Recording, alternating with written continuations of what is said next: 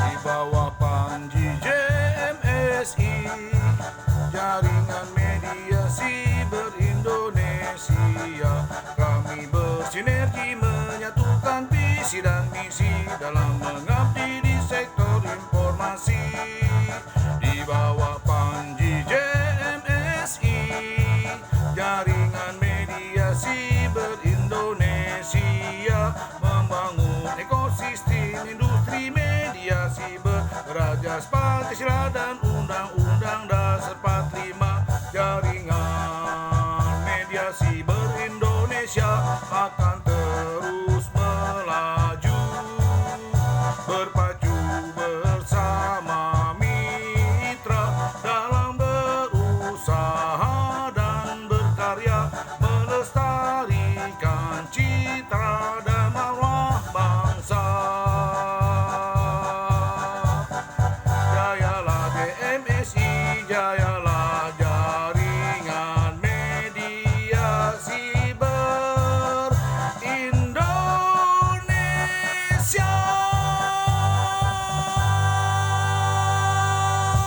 Assalamualaikum warahmatullahi wabarakatuh. Waalaikumsalam. Alhamdulillah kita telah bisa bergabung dalam kegiatan Zoom meeting siang hari ini. Semoga kita semua diberi kesehatan oleh Tuhan Yang Maha Esa, selalu dalam lindungannya di tengah pandemi COVID-19. Selamat datang seluruh peserta diskusi serial JMSI yang telah hadir di dalam ruang Zoom meeting pada hari ini dengan judul Konstelasi Global Pasca Kemenangan Taliban di Afghanistan. Perkenalkan, saya Ihsan Yunadi akan memandu diskusi kita pada hari ini. Sebagai pengantar, sepekan terakhir Afghanistan menjadi pusat perhatian internasional setelah pemerintahannya dikuasai oleh Taliban. Taliban menduduki pusat pemerintahan dan bahkan presidennya melarikan diri. Banyak masyarakat sipil juga berbondong-bondong meninggalkan Afghanistan. Sedikit kelas balik, sebelumnya Taliban pernah memimpin Afghanistan, kemudian dikalahkan oleh Amerika, untuk setelah 20 tahun kemudian menang kembali dan menduduki pusat pemerintahan. Hal menarik lainnya adalah soal Taliban hari ini yang mengklaim mereka akan berbeda dengan Taliban 20 tahun lalu. 20 tahun lalu mereka begitu ekstrim. Perempuan tidak boleh bekerja, tidak boleh bersekolah, dan masih banyak hal-hal lain yang tidak boleh dilakukan oleh perempuan. Tapi kali ini Taliban mengatakan hal berbeda. Mereka akan melonggarkan hal tersebut. Terakhir dalam siaran persnya, Taliban juga membuka diri untuk bekerja sama dengan Cina dan Rusia untuk membangun Afghanistan kembali. Nanti kita akan bahas dengan para narasumber yang telah bergabung bersama kita. Dalam diskusi ini telah bergabung bersama kita Ketua Umum JMSI, Bang Teguh Santosa. Selamat bergabung, Ketum. Assalamualaikum semuanya. Waalaikumsalam. Beliau juga merupakan dosen hubungan internasional UIN Syarif Hidayatullah Jakarta dan penulis buku di tepi Anudaria. Kemudian ada Pak Imam Sumarsono. Izin, Pak. Assalamualaikum warahmatullahi wabarakatuh. Waalaikumsalam. Pak Imam merupakan wartawan yang pernah meliput konflik di Afghanistan. Nanti kita akan tanya-tanya soal itu ya. Terakhir ada Pak Akbar Nugroho, mantan pekerja NGO internasional United Nations Assistance Mission in Afghanistan. Beliau bertugas di sana dari tahun 2011 sampai tahun 2014. Izin, Bang. Assalamualaikum. Waalaikumsalam warahmatullahi wabarakatuh. Baik, sebelum diskusi ini kita mulai, kita minta Ketua JMSI Aceh, Hendro Zaki, untuk memberikan sambutan sekaligus membuka kegiatan ini. Kepada Ketua, dipersilakan. Baik, terima kasih Ihsan. Assalamualaikum warahmatullahi wabarakatuh. Singkat saja, agenda serial diskusi merupakan program kerja JMSI Aceh. Jadi selama ini JMSI Aceh telah melaksanakan 5 kali diskusi serial terkait dengan isu-isu lokal, isu-isu nasional, dan juga isu-isu global. Nah, pada diskusi yang kelima kali ini kita mengangkat soal konstelasi global pasca kemenangan Taliban di Afghanistan. Ini menjadi menarik bagi kita, terutama di Aceh, sebab ini menjadi pembicaraan tidak hanya di level grassroots, tapi juga di level elit, di mana orang banyak memberikan pandangan ataupun melihat bagaimana kemudian Afghanistan berhasil berjuang selama lebih dari 30 tahun, selama lebih dari 20 tahun. Karenanya terima kasih saya sampaikan kepada para panitia yang telah mengarrange acara ini, dan terima kasih kepada seluruh narasumber yang telah berhadir dalam acara diskusi serial kita yang kelima ini. Mudah-mudahan diskusi kali ini dapat memberikan pengalaman baru, insight-insight baru bagi kita, khususnya di Aceh dan juga kawan-kawan lainnya, bagaimana sih sebenarnya konstelasi perpolitikan di Taliban dan bagaimana situasi update terkini di Taliban. Demikian yang saya sampaikan. Assalamualaikum warahmatullahi wabarakatuh.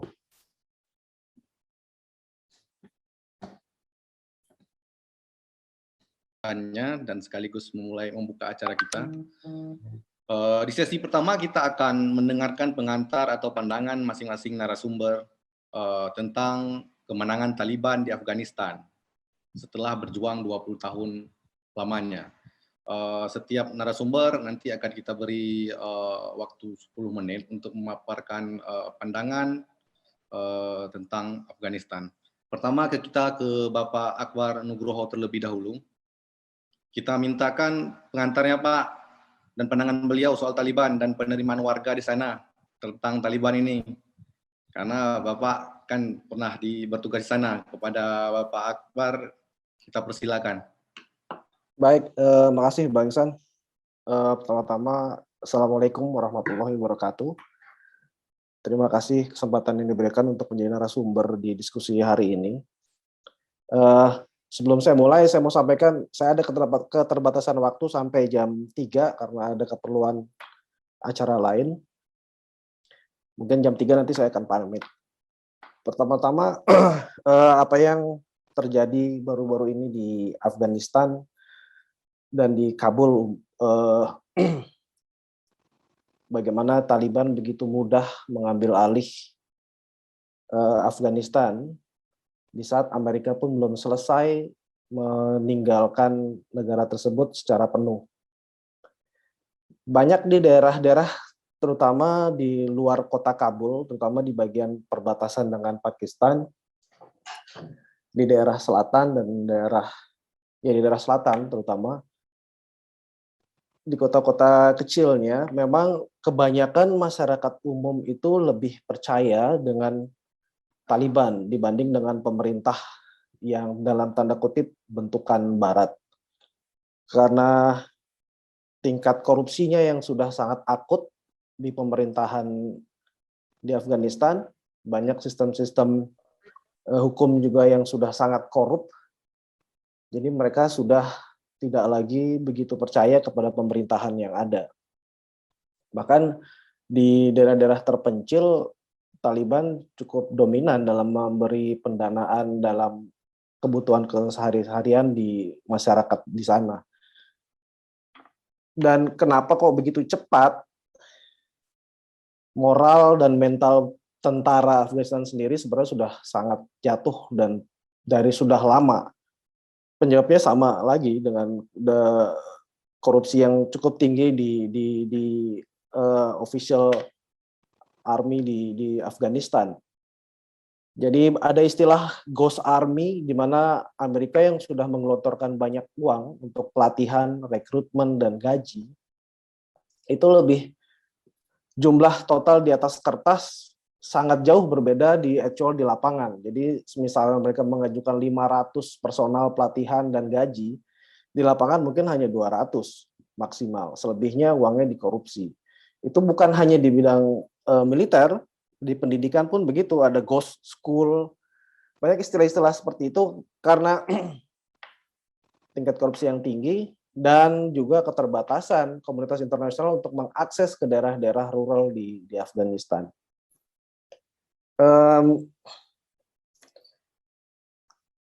Tidak terlepas juga kegagalan NATO bersama Amerika dalam misi militernya untuk mengambil alih Afghanistan secara penuh. walaupun mereka sudah 20 tahun di sana dan sudah ada lembaga internasional PBB dan semua agensi juga NGO di sana, tapi tidak bisa membentuk satu kepercayaan yang kuat kepada rakyat lokal di Afghanistan. Sejarah juga mengatakan bahwa Afghanistan itu tidak pernah kalah melawan penjajahan walaupun dengan dukungan dari luar, tapi membuktikan dari perang melawan Inggris di tahun 18 ribuan dengan Soviet di tahun 70 sampai 80 akhir, mereka berhasil mengusir para penjajah-penjajah tersebut.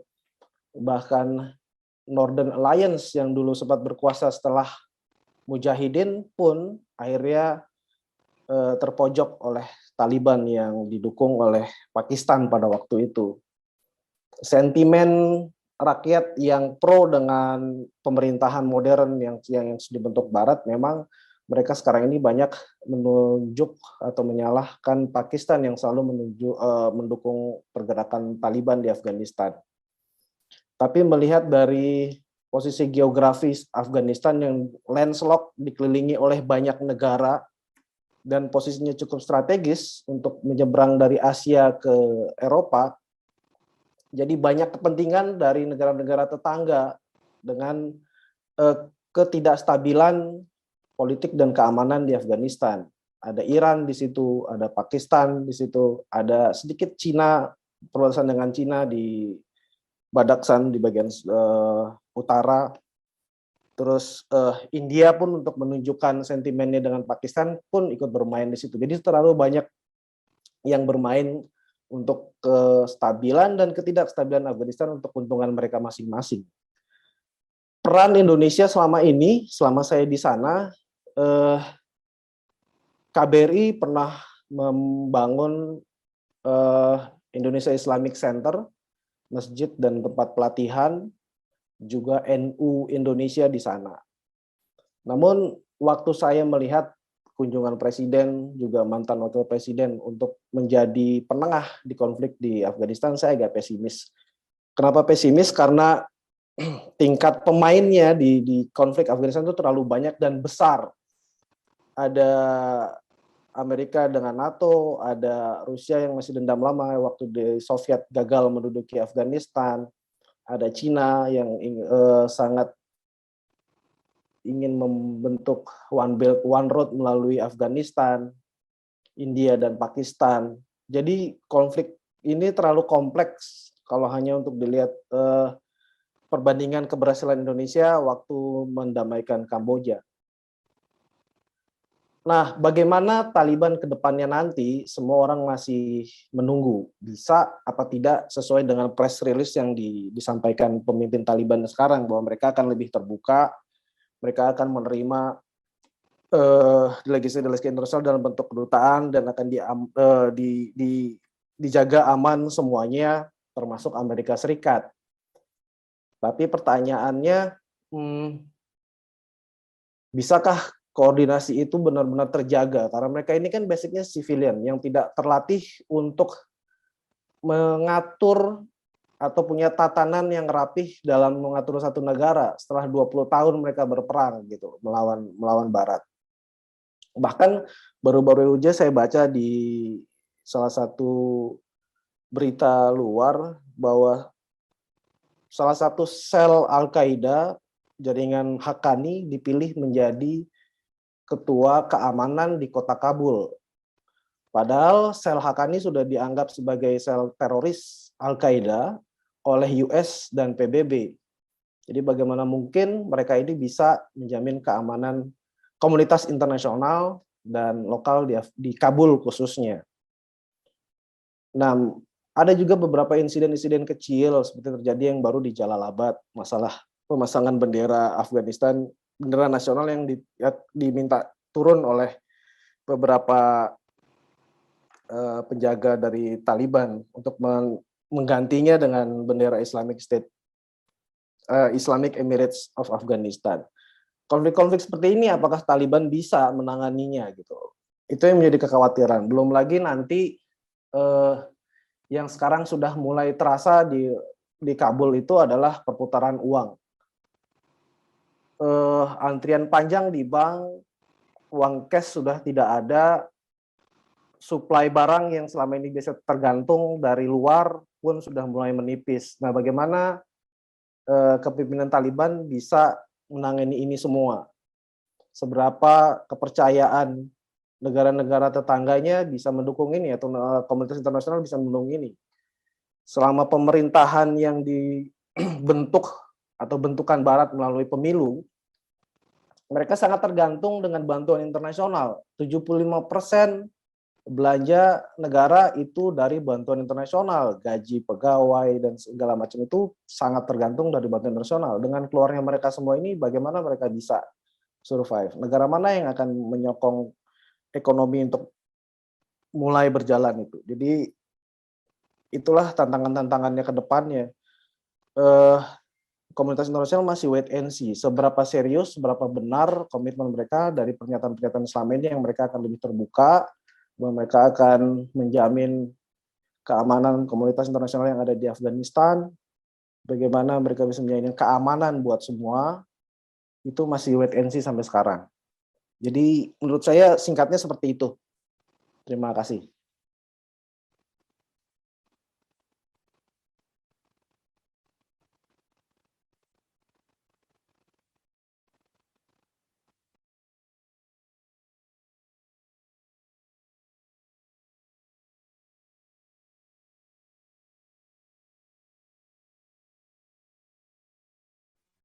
Pak moderator Eh, masih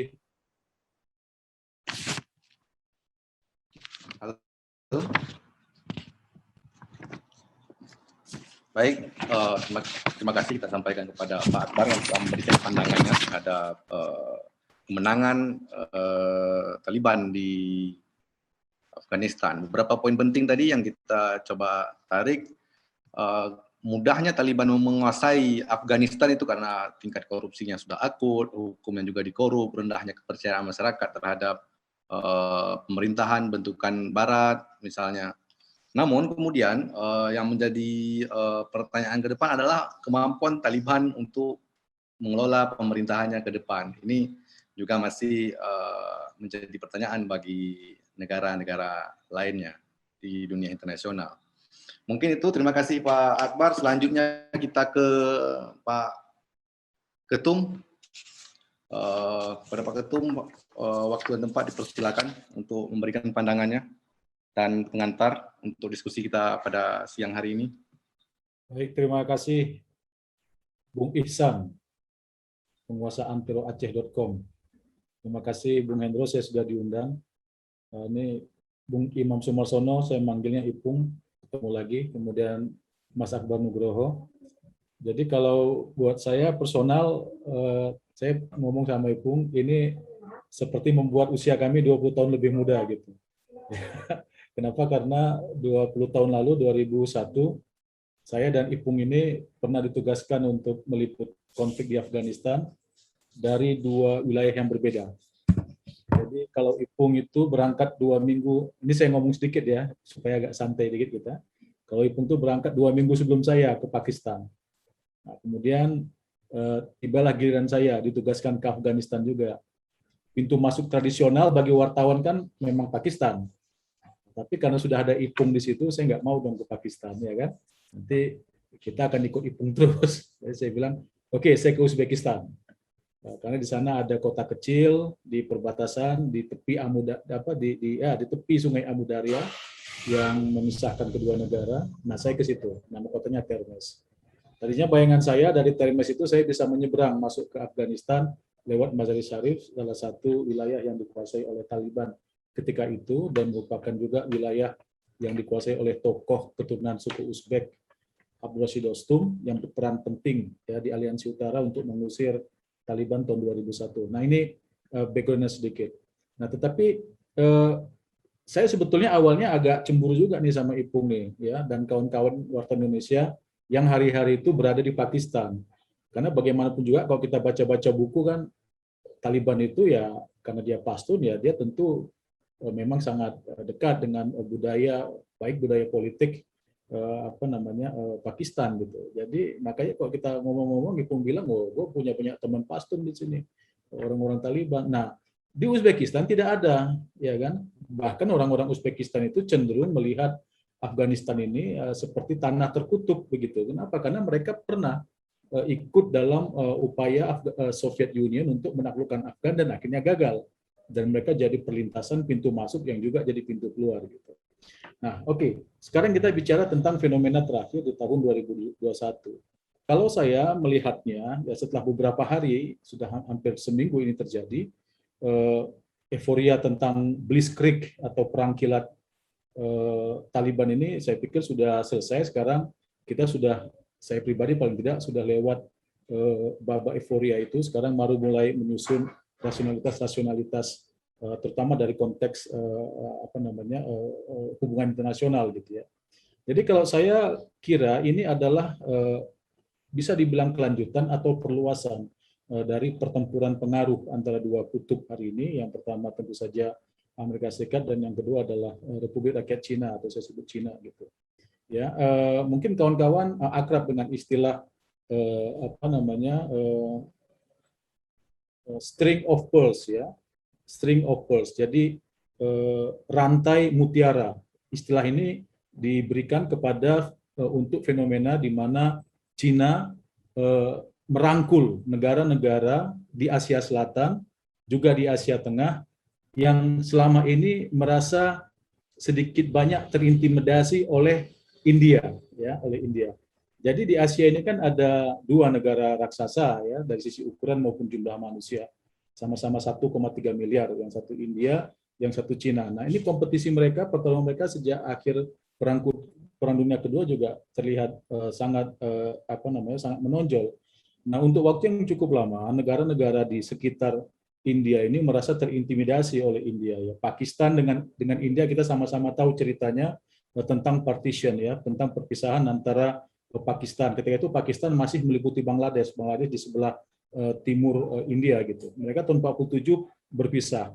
Muslim banyak yang lari ke Pakistan dan Hindu di Pakistan banyak yang pulang ke India gitu. Walaupun di India tetap saja masih ada mungkin 200 juta lebih umat Muslim. Nah, tapi cerita ini cukup serius ya, sampai kita lihat banyak tayangan misalnya pasukan penjaga perbatasan India dan Pakistan, kalau mereka pergantian piket itu jadi semacam festival gitu ya. Tapi sangat sensitif. Nah, ini yang dimanfaatkan oleh Cina untuk merangkul negara-negara itu, terutama tadi karena memang mereka punya obsesi ya, One Belt One Road atau Belt and Road inisiatif itu. Jadi mereka rangkul Pakistan, mereka rangkul. Sekarang mereka sedang mengerjakan satu proyek cukup besar di Laut Arab di Pelabuhan Gwadar, dan itu memang membutuhkan akses dari Cina. Nah, Cina dan Afghanistan ini perbatasannya sangat sedikit ya. Kalau Afghanistan itu di utara sana, dia banyak dengan Tajikistan, kemudian Uzbekistan, pertama Turkmenistan di barat. Oke, kalau mau lebih barat tentu saja Iran. Ya di sekitar provinsi Herat itu yang banyak penganut agama Syiahnya. Dari Herat nanti naik sedikit ke atas ketemu dengan Turkmenistan, baru masuk Uzbekistan, kemudian Tajikistan. Nah, kemudian baru masuk sedikit Cina di Karakoram, tapi dia sangat signifikan. Dan yang besar berikutnya adalah Pakistan. India dan Afghanistan tidak berbatasan langsung karena India berada di belakang Pakistan kalau kita lihat dari arah Afghanistan. Nah, tetapi sentimen ini yang kemudian dengan sangat bijak ya digunakan oleh Cina untuk mendapatkan dukungan dari Afghanistan. Dan di saat bersamaan saya juga melihat dinamika internal di Afghanistan setidaknya sejak tahun 2018 setelah pemilihan parlemen tahun 2018 cukup berantakan, kemudian diikuti oleh Pilpres tahun 2019 yang tingkat partisipasinya cukup rendah ya, hanya 1,2 juta pemilih yang memberikan suara dari sekitar hampir 10 juta pemilik suara dalam Pilpres tahun 2019. Sementara calon presidennya ada 18 ya, dan Ashraf Ghani ini dia kembali dimenangkan. Banyak orang menganggap dia dimenangkan karena dia memiliki kaitan yang cukup erat dengan Amerika Serikat. Dia profesor dari Johns Hopkins University dan dia pernah juga bekerja di Bank Dunia, dan dia memang dianggap sebagai agen Amerika Serikat tanpa partai politik ya, dia adalah tokoh independen. Dia sama seperti Hamid Karzai, sama-sama tokoh independen. Cuma bedanya adalah Hamid Karzai ketika dia terpilih menjadi presiden tahun 2002 itu melalui sebuah mekanisme tradisional, loya jirga, di mana ada baiat, ada pengakuan dari kepala-kepala suku di Afghanistan terhadap Hamid Karzai.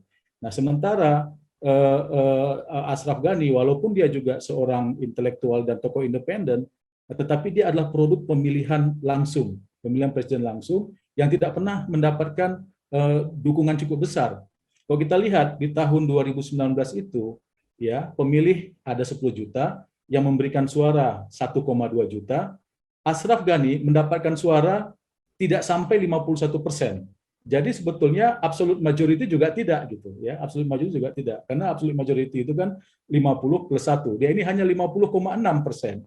Nah, tapi dia memang dimenangkan, jadi dukungannya memang agak payah nih. Nah, kemudian yang dia kalahkan juga adalah elit. Yang dia kalahkan adalah Abdullah. Nah, Abdullah ini dia pernah jadi wakil presiden zaman Hamid Karzai periode kedua, dan Ashraf Ghani ini adalah menteri keuangan di zaman Hamid Karzai. Nah, jadi waktu mereka bertemu, waktu Ashraf Ghani bertarung dengan Abdullah dalam Pilpres 2014, di putaran pertama yang menang itu Abdullah. Ya, tetapi akhirnya situasi global, ya katakanlah begitu, takdir menempatkan Ashraf Ghani keluar sebagai pemenang. Ini kontroversinya Ashraf Ghani. Ya, 2019 tadi saya sudah cerita. Jadi memang secara internal sistem politik demokrasi ala Afghanistan yang dikembangkan setelah Hamid Karzai itu sangat rapuh. Elit yang berkuasa tidak memiliki dukungan di akar rumput pemilih dan juga tidak memiliki dukungan di kalangan partai-partai politik. Dan di negara seperti Afghanistan itu eksistensi partai politik itu memiliki kaitan erat dengan eksistensi kesukuan. Ya, asobia itu masih kuat di sana. Nanti barangkali Ipung bisa cerita soal itu dari perspektif Pakistan.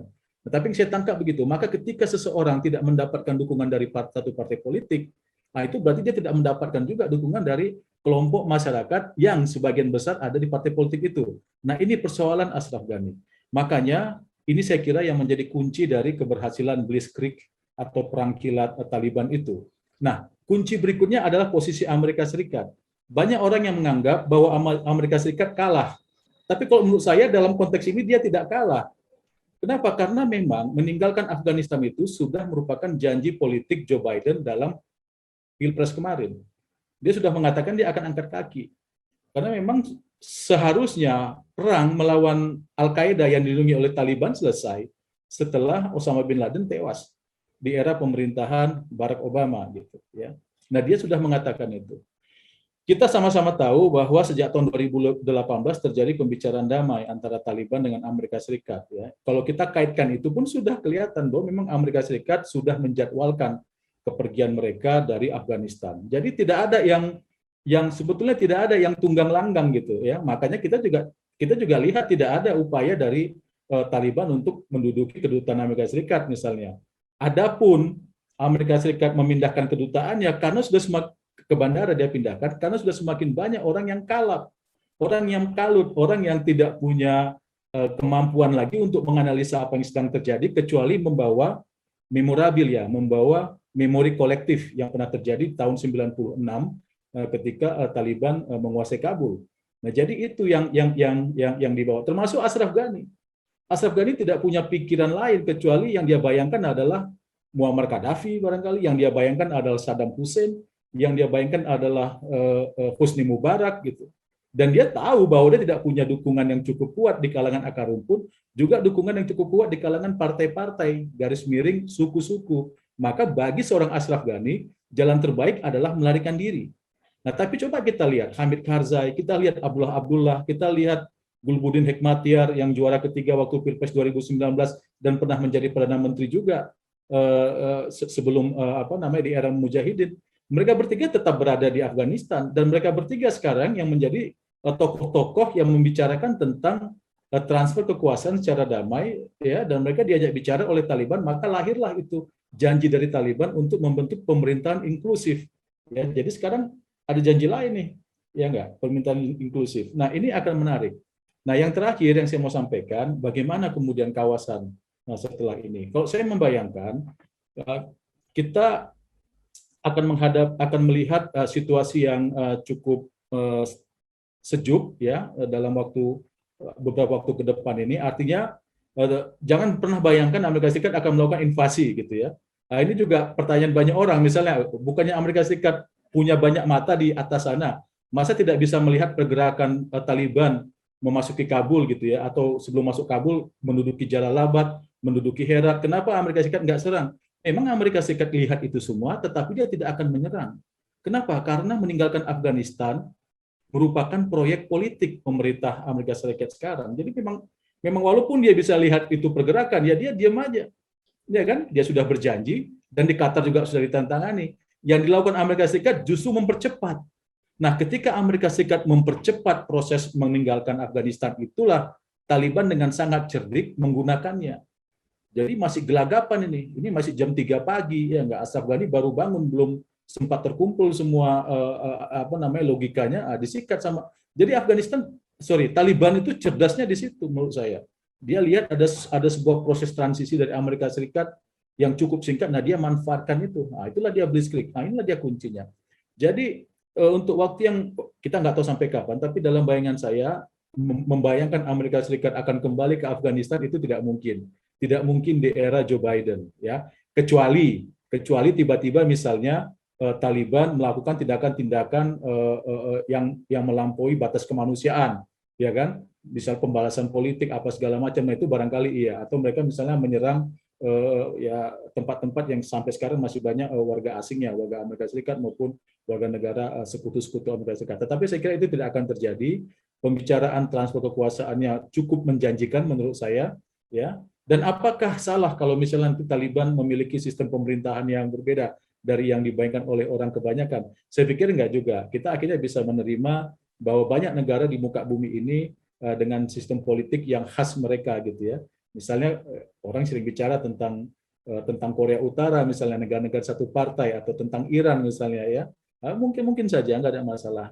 Karena Taliban setidaknya melihat ini adalah isu Afghanistan, ini tidak akan menjadi isu global. Saya kira itu untuk memancing diskusi kita berikutnya. Terima kasih, saya kembalikan kepada moderator Bung Ihsan. Assalamualaikum warahmatullahi wabarakatuh.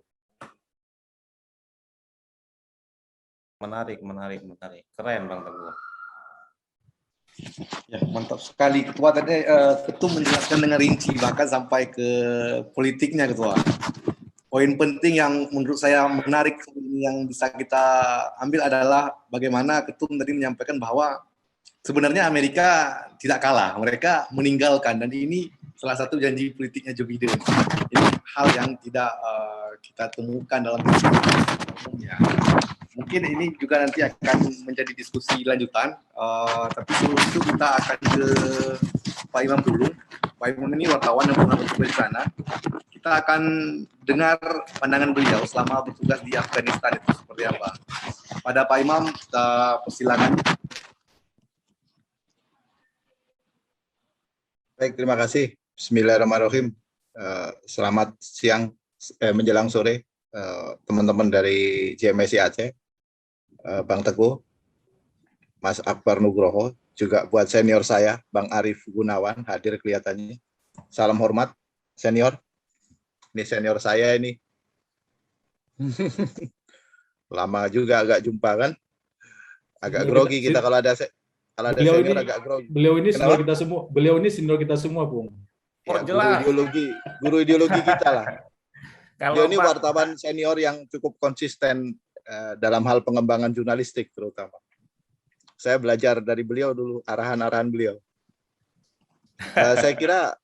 Saya kira kalau soal pandangan tentang politik Afghanistan maupun soal bagaimana dinamika internal di Afghanistan tadi sudah disampaikan semua secara rinci. Bang Teguh sudah menyampaikan, terus bagaimana Mas Akbar juga sudah menjelaskan kepada kita apa sesungguhnya yang terjadi setelah Taliban runtuh gitu kan.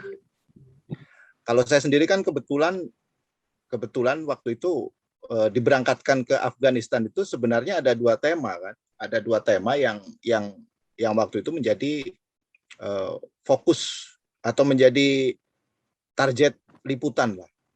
Pertama, saat itu memang sangat terkait dengan peristiwa 9/11 ya, dengan peristiwa runtuhnya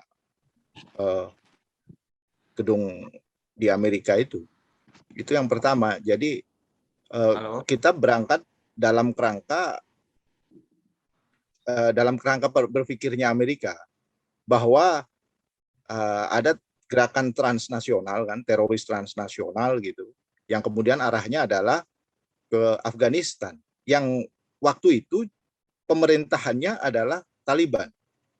Jadi kalau seandainya waktu itu Amerika juga tidak menyebut Afghanistan sebagai, atau Al-Qaeda tidak mendeklar gitu ya, ya mungkin Taliban bisa memerintah juga, bisa bertahan pemerintahannya saat itu. Tapi ketika sudah ada agenda seperti itu, bahwa ini menjadi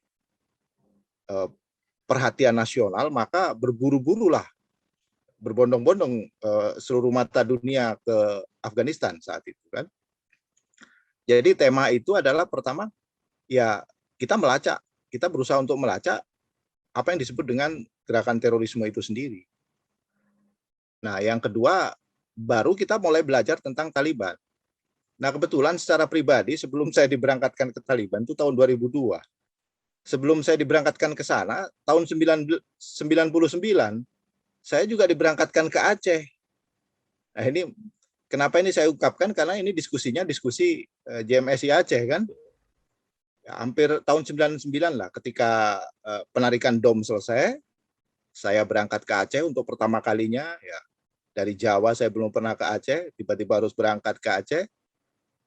Hampir ya cukup lama lah, setahunan mungkin di sana, 99 sampai 2000 awal gitu kan. Ya walaupun bolak-balik, yang ketika itu di Aceh memang juga terjadi dalam tanda kutip krisis kemanusiaan, karena ada pengungsian. Mungkin teman-teman yang masih ingat tahun 99 bagaimana terjadi pengungsian besar-besaran juga di Aceh. Saya bikin posko di Sigli, itu mulai dari Masjid Daud Bereh ya di Bernun ya, sampai ke sampai di wilayah PD itu sampai Tringgading, sampai itu kan banyak pinggir-pinggir jalan banyak pengungsi. Ya kan, ada ketakutan massal waktu itu kan, ada ketakutan besar-besaran.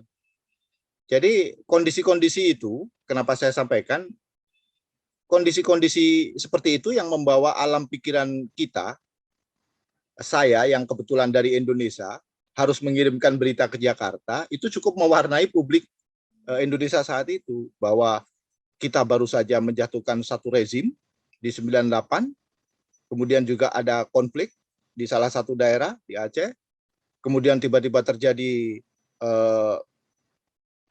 teror yang begitu gerakan teror yang begitu mengancam kehidupan manusia. Nah, itu kan.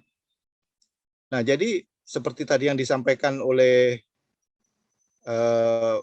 Bang Teguh, bahwa situasi-situasi itu akhirnya membuat kita jadi, yang digambarkan Bang Teguh tadi, kita jadi tahu bahwa Afghanistan ini sebuah wilayah yang complicated lah gitu kira-kira. Nah, kebetulan saya ditugaskannya di Pakistan.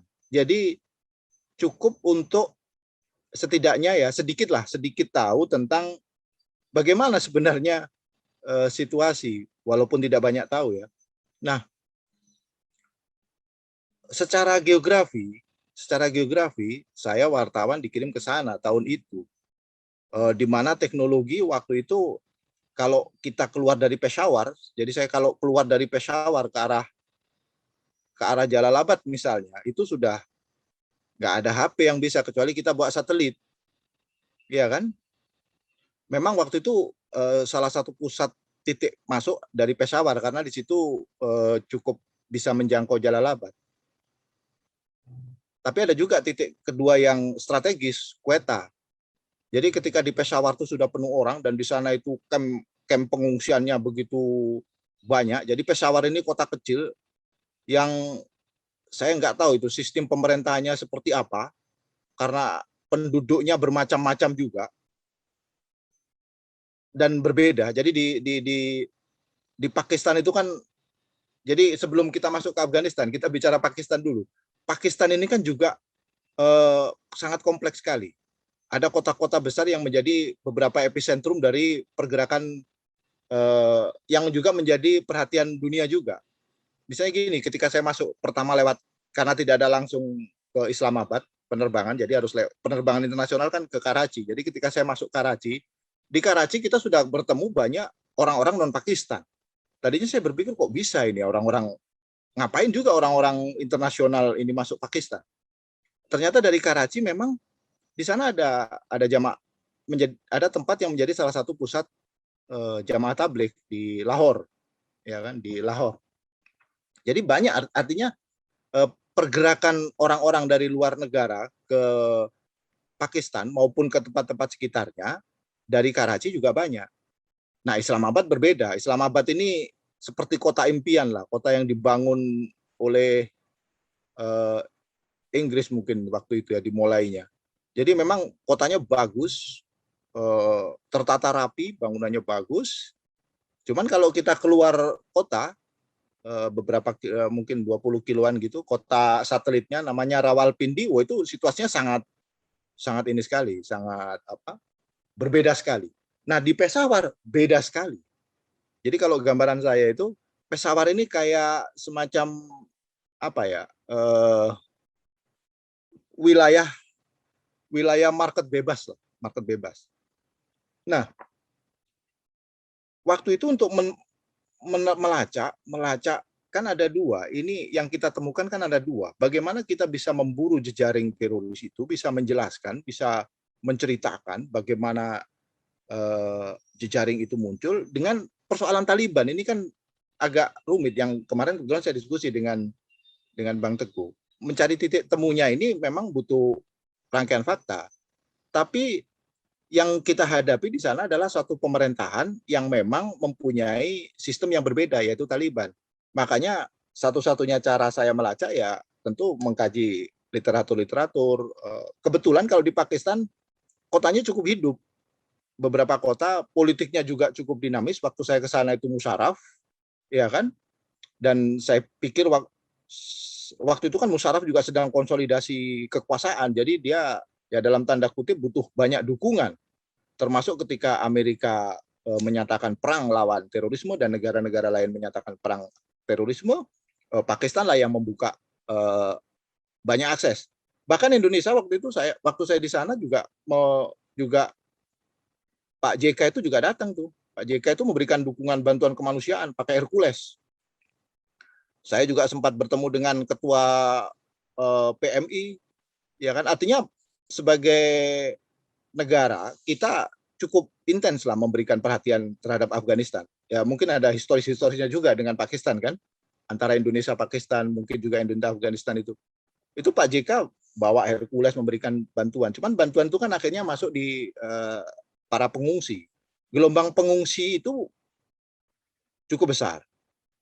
Nah, itu tadi yang saya sebutkan, di Peshawar itu ada dua jenis pengungsi baru dan pengungsi lama.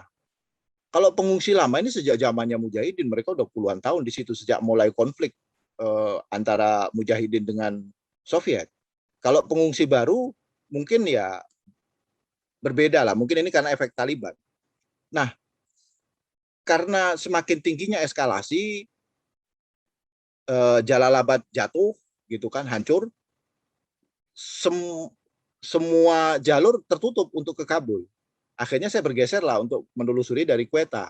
Nah, Quetta ini lebih menarik lagi sebenarnya, karena di situ saya temukan yang seperti pernah saya sampaikan dalam diskusi dengan Bang Teguh.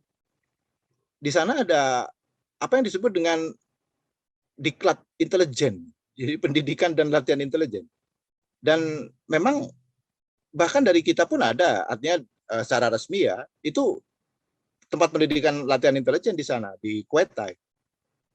Nanti coba cari aja, ada salah satu jenderal kita juga memang dilatih di sana. Artinya memang itu tempat pelatihannya CIA, salah satu tempat pelatihan CIA. Nah kan menarik juga tiba-tiba di Quetta ada itu. Cuman saya belum menemukan tempat konkretnya. Tapi kalau saya bisa nemukan kan berarti udah nggak intelijen lagi. Intelijen kok ketahuan kan. Jadi saya kira menarik karena ada tempat pelatihan di situ. Artinya bahwa Quetta itu juga menjadi salah satu epicentrum dari apa yang kita sebut kemudian sebagai konflik atau dinamika yang terjadi di Afghanistan. Nah, yang dari penelusuran saya, baik dari dokumen, dari koran lokal maupun kebetulan saya juga ketemu dengan beberapa teman-teman yang termasuk yang kelompok-kelompok pemuda yang berafiliasi dengan Taliban, memang mayoritas di sana adalah mayoritas di Afghanistan itu suku mayoritasnya adalah Pushtu. Ya, karena ada Pushtu. Nah, problemnya adalah bertahun-tahun Pushtu ini jarang memimpin. Jarang memimpin. Ya kan? Justru tadi disebutkan Hamid Karzai. Hamid Karzai bisa diterima ya karena Hamid Karzai Pushtu. Ya kan? Ashraf Ghani saya kira bukan Pushtu. Hamid Karzai Pushtu. Nah, salah satu tokoh Pushtu ya yang pertama yang mendobrak, yang melakukan perlawanan terhadap Soviet ya Najibullah, ya kan, Mayor Jenderal Najibullah, terus Hekmatyar, gitu kan. Nah, selebihnya kan banyak dari utara, aliansi utara, gitu kan, yang jumlahnya juga tidak banyak.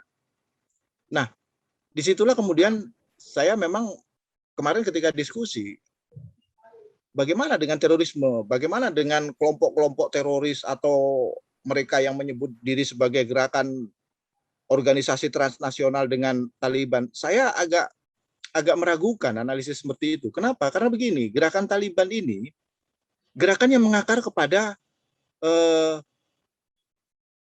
suku, dalam hal ini nasionalisme. Mereka, kalau saya menyebutnya nasionalisme, mereka memiliki nasionalisme. Ketika itu mereka melakukan perjuangan itu, ketika mereka melakukan perlawanan gitu ya, ketika mereka berusaha untuk membentuk kekuatan yang menguasai kekuasaan Afghanistan, itu ya tujuannya memang untuk kemerdekaan menurut mereka ya, kemerdekaan Afghanistan. Artinya orientasinya adalah orientasi untuk menguasai Afghanistan. Jadi kalau kemudian dikaitkan dengan gerakan transnasional, saya kira agak sulit mencari titik temu, mencari titik kepentingannya di mana gitu. Bahwa kemudian ada yang numpang gitu kan, termasuk Osama. Saya kira Osama seperti yang disampaikan Bang Teguh mungkin dalam kerangka numpang gitu kan. Karena Osama setelah saya baca literasi memang masuknya ke sana kan waktu itu bergabung dengan kelompok mujahidin.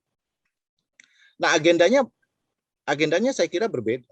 Yang satu agendanya adalah kebangsaan, jadi dia berjuang untuk rakyatnya. Yang satu punya agenda lain yang memang nggak jelas. Agendanya kan hanya menebar ketakutan. Jadi doktrinnya sudah berbeda. Jadi apa yang dilakukan oleh Taliban, ya dia berusaha untuk dalam tanda kutip menggulingkan rezim yang menurut mereka tidak betul, tidak memakmurkan rakyatnya.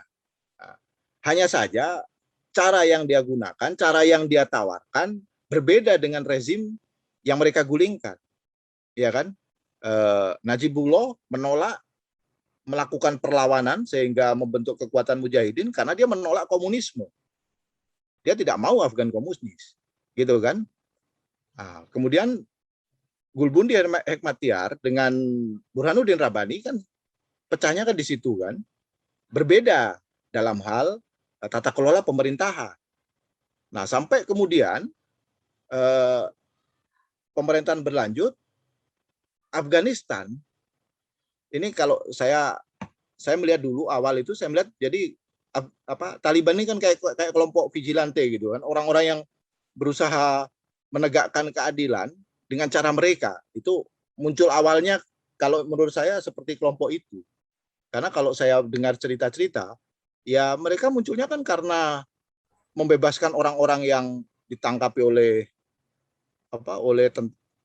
kekuatan militer. Karena begini, struktur kekuatan di Afgan itu kan berbeda dengan seperti yang kita bayangkan. Struktur kekuatan di sana kan tidak ada di negara, tapi berada di suku-suku ini. Suku-suku juga terbentuk dari kabilah-kabilah, warlord. Nah, kenapa kemudian mereka bisa bisa berlangsung bertahun-tahun, yang tadi disebutkan Bang Akbar tuh mulai zaman Inggris, ya kan? Zaman Inggris sampai zaman masuknya Amerika. Jadi di wilayah perbatasan itu namanya Khaybar, Khaybar Pass itu. Jadi pegunungan Khaybar itu ada satu wilayah yang agak secara geografis mungkin agak menyulitkan, tapi kalau sekarang mungkin Amerika nggak sulit. Jadi ada wilayah tribal area. Tribal area itu kan wilayah di mana suku-suku yang berkuasa. Itu semua bisa transaksi bisa terjadi di situ. Semua hal bisa di situ. Jadi kalau saya di Peshawar maupun saya di Quetta itu, kalau saya ngobrol dengan teman-teman yang orang-orang dari lokal itu, ya mau butuh barang apa aja bisa didapat itu di tribal area itu. Ya kan? Nah, ini berbeda kalau kita ke Islamabad, ini berbeda kalau kita di Kabul gitu kan. Kalau di Kabul stok barang udah agak susah. Ya kan, Afghanistan kan dari sisi logistik, dari sisi apa udah enggak banyak yang bisa diharapkan lah, karena kan terlalu lamanya perang di sana sehingga pertanian juga susah, peternakan juga susah gitu kan, apalagi pendidikan. Makanya munculnya Taliban itu kan karena gerakan itu memang muncul dari madrasah. Jadi ya kemarin saya sampaikan, kenapa madrasah ya, karena memang yang mampu diselenggarakan oleh suku-suku itu pendidikannya pendidikan madrasah itu. Susah membangun misalnya SD Impres di sana ya susah kan. Pemerintahannya susah. Jadi kekuasaan kepala suku atau ulama itu cukup kuat. Mereka bisa punya madrasah sendiri, mereka punya pertanian sendiri, bahkan yang paling penting kan mereka bisa menghimpun milisi, mereka punya pasukan tentara sendiri. Nah, yang selalu menjadi pertanyaan kan dari mana perangkat-perangkat itu? Ya kalau saya lihat misalnya dari fisik ya, dari fisik kan macam-macam yang dipegang oleh instrumen-instrumen perangnya kan macam-macam, mulai dari produk Amerika sampai Kalashnikov ada semua kan di sana. Nggak tahu itu asli atau palsu kan nggak tahu, karena di Peshawar juga kalau nyari senjata berburu model-model Kalashnikov juga ada kan, bisa ditemukan gitu. Artinya orang sana cukup ini juga kreatif juga bikin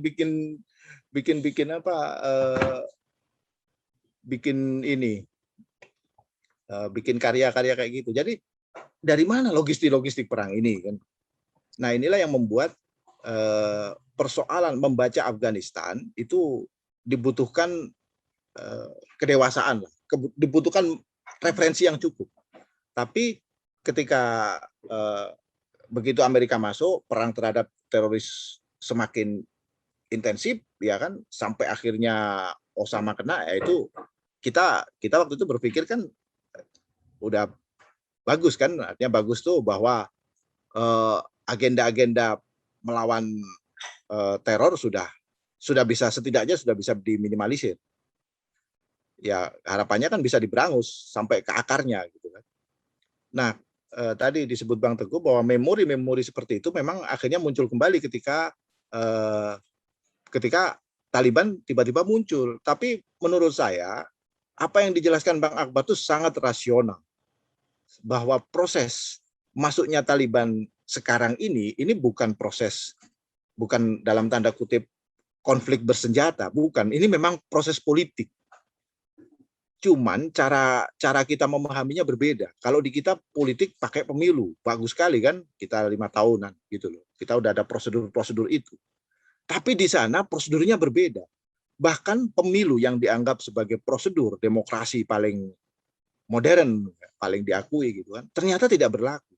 Nah, kenapa tiba-tiba Taliban bisa masuk, bisa berkuasa? Ya apa yang disampaikan Bang Akbar itu sangat rasional, sangat menjelaskan kepada kita bahwa ada problem internal.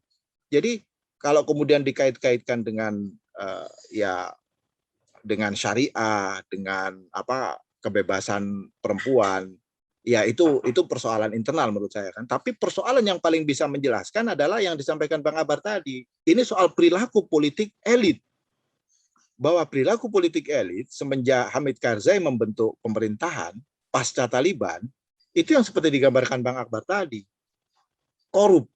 Nah, ini menjadi akar masalah. Berarti ini cukup juga, saya berterima kasih juga atas penjelasan terbarunya tadi. Jadi cukup menjelaskan pada kita, paling tidak ada dua kerangka analisis yang bisa saya pahami di sini kan. Pertama, bahwa ini soal gerakan masyarakat yang ingin memakmurkan dirinya, kemudian mereka representasikan sebagai gerakan yang dulu mereka representasikan jadi kekuatan bersenjata. Nah, berikutnya gerakan itu kembali terulang, yang ya walaupun masih disimbolisasi oleh simbol-simbol lama kan, simbol-simbol Taliban gitu. Tapi penjelasan tentang perilaku elit, perilaku pemerintahan itu tidak diterima rakyat, itu yang menjadi alasan paling logis sehingga Taliban berkuasa lagi. Jadi kalau kemudian mengkait-kaitkan ini dengan hal-hal misalnya soal kecenderungan apa gitu, saya kira agak jauh kita melihatnya. Yang paling konkret menurut saya ya kita melihat dari dua hal itu, bahwa mereka adalah rakyat Taliban dan rakyat Afghanistan dengan mayoritas suku, dan hubungan antar suku itu bukan hubungan yang baik-baik saja, tapi juga hubungan yang penuh konflik gitu kan. Ketika aliansi utara berkuasa, kelompok selatan juga melakukan reaksi gitu kan. Nah, tapi semakin cepat perubahan itu ya karena perilaku politik elitnya. Nah, tinggal kita melihat ke depannya, ya saya sepakat dengan yang disampaikan Bang Teguh tadi, siapa yang paling berkepentingan. Nah, di sini yang mungkin nanti Bang Teguh mungkin bisa lebih menjelaskan ya. Ini kan Taliban pernah bekerja sama dengan Soviet, sekarang kelihatannya arahnya kan ke Cina gitu kan. Ya kalau dilihat di sini kan persoalan ideologi, persoalan keyakinan nggak menjadi kalkulasi kan, tapi memang persoalan praktis hari ini yang mungkin akan menjadi pertimbangan Afghanistan, bahwa Afghanistan ini tinggal nunggu waktu, bukan nunggu waktu jatuh ya, ini nunggu waktu kolaps ini negara ini. Ini nunggu waktu, sudah tidak ada transaksi. Zaman saya ke sana saja udah ya suplainya udah susah. Orang keluar itu karena di dalam udah nggak ada yang dimakan, karena udah nggak ada ini bukan faktor keamanan iya, tapi faktor ekonomi, pekerjaan tidak ada. Apa yang bisa diusahakan di sana kan? Paling tinggal ya pertanian tradisional, peternakan tradisional yang bisa menghidupi mereka. Tapi perputaran uang udah nggak ada. Waktu saya di sana itu, uang Afghani itu $1 500.000. Jadi bayangkan ketika saya di Peshawar itu, saya beli McDonald misalnya gitu ya, di Islamabad pakai uang Afghani itu. Jadi satu Afghani $1, $1 500.000. Jadi kalau saya membayar dengan uang, karena di sana duit itu berlaku, kita bisa bayar pakai rupiah, uang Pakistan, bisa juga pakai Afghani, uang Afgan namanya Afghani. Jadi kalau saya beli McDonald itu saya harus membayarnya karena harganya misalnya $1,75, ya saya harus membayarnya 2,5 juta Afghani gitu kan. Jadi segebok beginilah. Jadi bayangkan kalau belanja 5 juta kan, bayangkan kita $5 saja, pecahan $10 aja kita harus bayarnya ya 5 juta itu kan gitu. Jadi bayarnya segebok, orang ribet juga. Tapi uang itu masih diakui waktu itu di Peshawar, di Quetta gitu kan, di sebagian pinggiran Islamabad, di Rawalpindi masih diakui lah duit Afgan itu. Karena duit ya, uang kan yang penting ukurannya sama. Nah, kalau sekarang saya nggak tahu uang Afghani berapa. Uang Afghani berapa? Mungkin kemarin sih sempat pulih, tapi kalau sekarang kan atau mereka kembali, atau mereka, tapi jumlah dolar mungkin dibatasi lah. Kalau dolar kan mereka punya Afghani soalnya. Nah, saya kira itu jadi problem utamanya tetap kembali ke problem dasar manusia, soal kemakmuran, soal kesejahteraan gitu kan. Saya kira itu mungkin memori-memori saya yang tidak terlalu, yang harus dihimpun lagi selama 20 tahun. Baik, terima kasih, itu saja penjelasan awalnya. Assalamualaikum warahmatullahi wabarakatuh.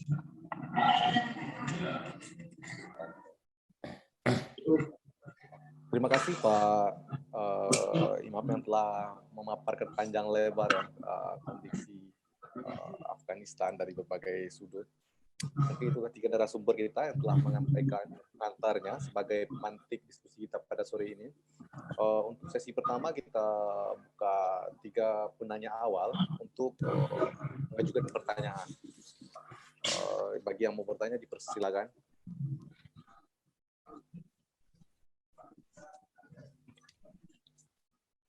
Halo, Kak Sania masih monitor, katanya tadi mau nanya. Persilakan Kak. Oh, ketua ya. Ya, terima kasih Bang Ihsan atas kesempatannya.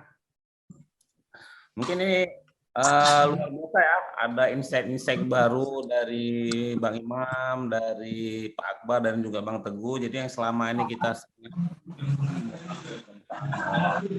Afghanistan, hari ini kita jadi bisa banyak memahami bagaimana sebenarnya struktur politik di sana dan faktor-faktor atau variabel apa saja yang mempengaruhi jalan politik di sana. Nah, kemarin sebelum diskusi saya sempat WA Bang Teguh, Bang, jangan kemenangan Taliban di Afghanistan juga kemenangan Amerika. Saya tanya kan,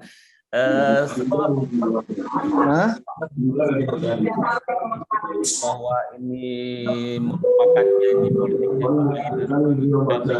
yang saya menyampaikan sebuah anasir sama Bang ini ada upaya infiltrasi yang dilakukan oleh Amerika terhadap Taliban. Artinya Amerika lebih berperang di Taliban itu dengan kos politik yang rendah.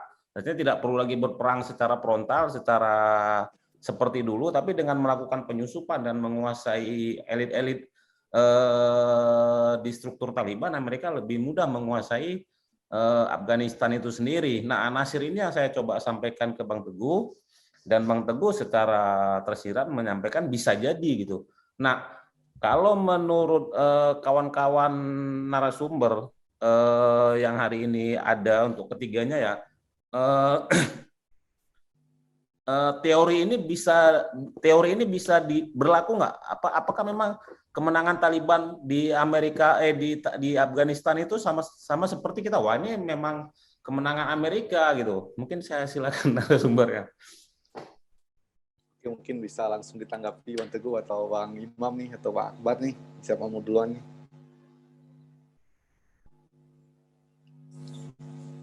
Kayaknya Bang Imam dulu ya. Ke Bang Imam dulu kita ya.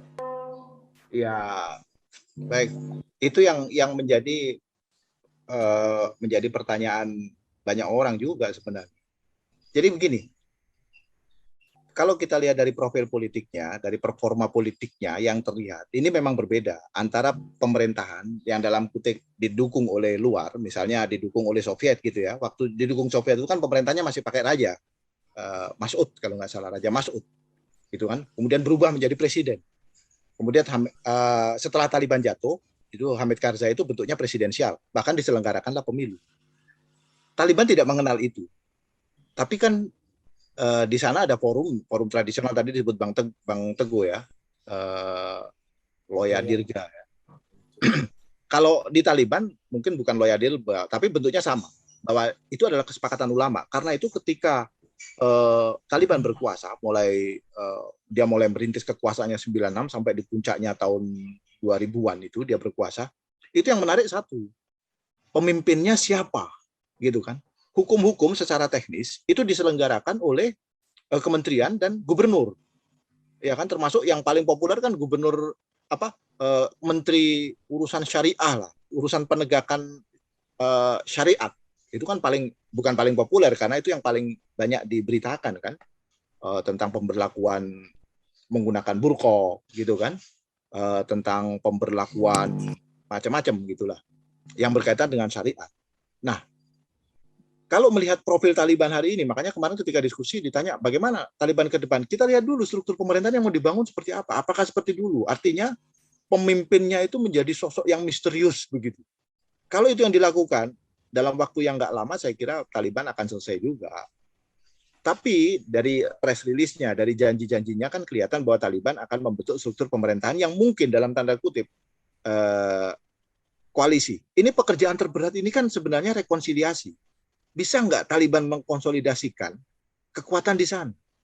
Kalau dia merasa sebagai penguasa tunggal, seperti gua yang menang, gua yang mengatur, wah itu konfliknya akan panjang.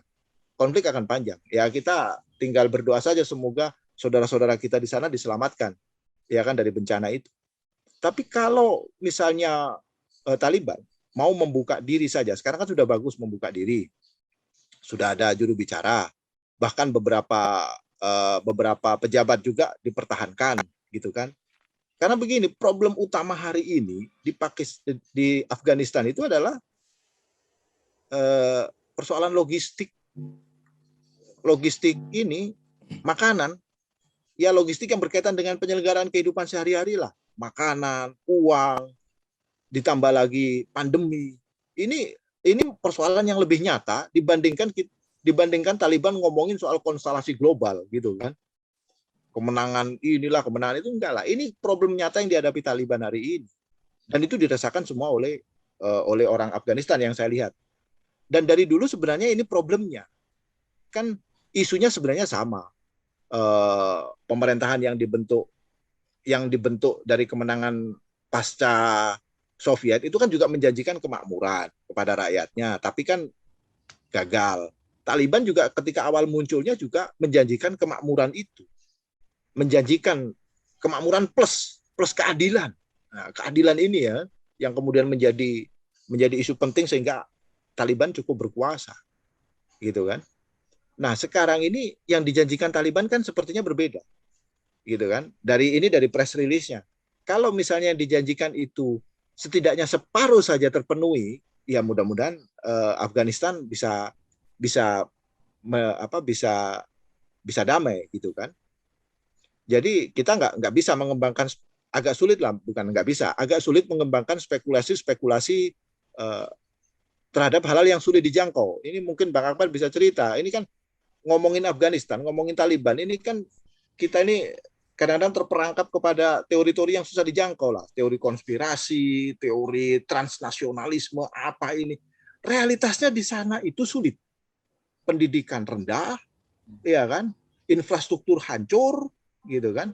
Apa yang kita lihat misalnya di sana ada mobil double cabin, ada senjata ini, senjata itu kan performa saja, tapi realitasnya susah. Saya ini di Peshawar, di Quetta ini ya ketemu dengan para pengungsi. Harapannya memang mereka pulang. Inilah yang membedakan Taliban dengan Pakistan. Memang para pengungsi di Pakistan itu aman untuk sementara waktu, tapi kan ini juga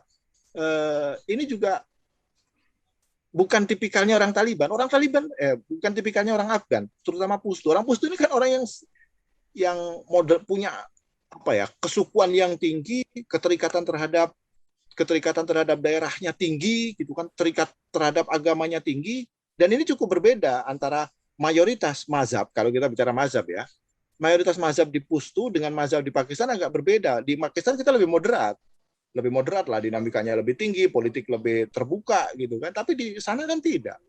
Mereka adalah orang-orang yang dalam tanda kutip ya, taat, tawazu terhadap ulamanya, terhadap motherland-nya, terhadap ibu negaranya. Dan ini juga berbeda dengan di utara. Orang-orang Tajik, orang-orang suku ya, ini bukan negara ya. Di sana kan ada suku Uzbek, ada suku Tajik, bukan negara, tapi suku Uzbek, suku Tajik. Mereka lebih terbuka, lebih moderat, gitu kan. Nah, ini yang membedakan ini.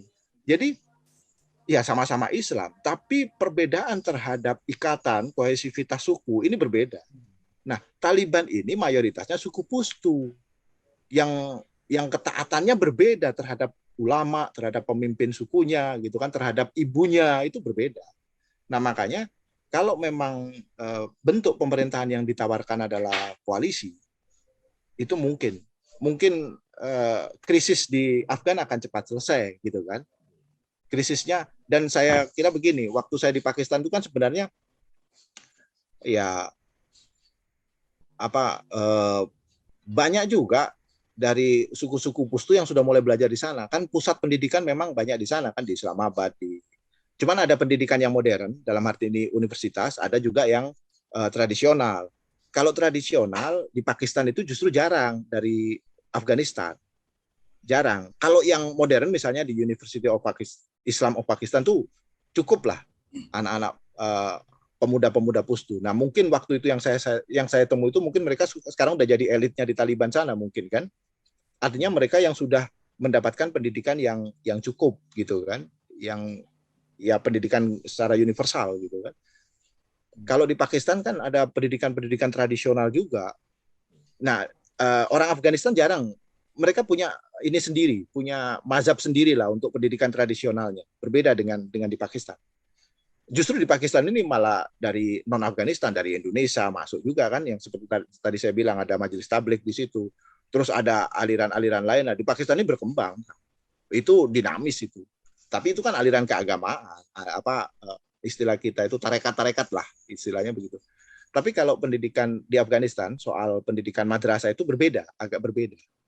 Jadi kalaupun kemudian mereka membangun madrasah ini kan wilayah paling aman ini kan wilayah transit ini, yang itu cukup luas, mungkin lebih dari mungkin separuh Pulau Jawa itu, Khaybar itu kan, mulai merucut dari wilayah utara dekat Mongol sana sampai ke arah selatan, sampai laut kan.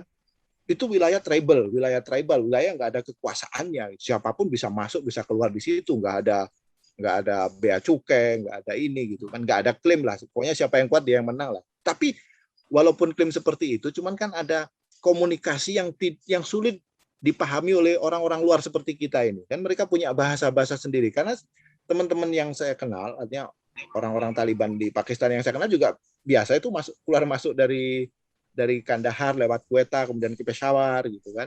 Artinya kan ada kode-kode yang hanya mereka paham. Nah, tapi yang memang membedakan mereka itu kultur, kebudayaannya berbeda. Nah, kultur inilah yang mungkin menurut saya harusnya menjadi faktor penting dalam pembentukan pemerintahan dan cara kita membaca perilaku politiknya nanti mungkin ya. Jadi kenapa korupsi lebih menjadi persoalan? Dulu kan persoalannya bukan korupsi, dulu persoalannya adalah ketidakadilan. Taliban muncul sebagai kelompok yang menawarkan keadilan, gitu kan? Janjinya dulu, gitu kan? Kalau sekarang dia sudah menjanjikan kayaknya pemulihan ekonomi, kemakmuran. Nah, caranya seperti apa? Kalau kita ngomong kemakmuran, ya kemakmuran paling makmur memang wilayah utara. Wilayah selatan kan agak susah ini. Wilayah utara lah, ya berarti kan di situ ada suku Uzbek, ada suku Tajik yang harus dilibat. Gitu. Saya kira kita mungkin harus membaca lebih dalam seperti itu lagi. Jadi kita nggak bisa lagi membaca, wah ini Taliban menang, nanti akan begini-begini. Ya lihat dulu bentuk pemerintahnya seperti apa. Kalau mereka misalnya bisa membentuk pemerintahan presidensial, tapi saya nggak yakin lah presidensial, ya kan. Tapi saya juga tidak yakin bentuknya kesultanan. Nggak yakin karena apa? Karena Taliban tidak ada personal yang dominan. Jadi tidak ada misalnya tokoh kayak kan orang-orang mengkaitkan misalnya dengan gerakan Wahabi misalnya ya. Kalau di Arab kan ada keluarga Ibnu Saud gitu kan. Kalau di Taliban nggak ada dominasi. Saya belum melihat ada yang dominan, belum melihat tokoh yang dominan. Dan itu bahkan ketika Mullah Muhammad Umar yang disebut sebagai pemimpin paling karismatik yang menentukan itu juga ternyata tidak menentukan juga. Gitu kan. Nah, mungkin kalau kemarin yang ini mungkin ya yang saya baca, yang saya sampaikan ke Bang Teguh, mungkin bentuknya seperti kolegial. Kalau mereka ini kan dalam diskusi-diskusi sering menyampaikan kita membangun seperti zaman Khalifatul Rasyidin misalnya, zaman-zaman para sahabat. Kalau para sahabat kan berarti perkumpulan kabilah itu. Berarti kan kolegial, mungkin bentuknya kolegial. Jadi akan ada dewan kekuasaan yang nggak tahu nanti prosedur pemilihannya seperti apa. Terus mungkin ada satu eksekutif sebagai pelaksana, gitu kan. Kalau kemarin di zaman ya sebenarnya sama juga, yang satu parlemen representasinya adalah representasi partai, tapi mungkin nanti diubah jadi representasi suku, ya kan. Jadi suku, nah, hak pilihnya seperti apa. Terus ada satu eksekutif yang ditunjuk. Nah, saya kira itu. Jadi struktur pemerintahan Taliban ini nanti akan sangat menentukan masa depannya. Kalau kesultanan saya nggak yakin. Makanya nggak aneh lah kalau Taliban kemudian menolak proposal organisasi transnasional, dia akan menolak lah. Mereka punya ini sendiri kok, yang sudah turun-temurun ratusan tahun itu. Mereka sudah punya akar sendiri lah. Ya kan? Saya kira itu penjelasan dari saya. Terima kasih. Mohon maaf kalau ada kesalahan. Oke.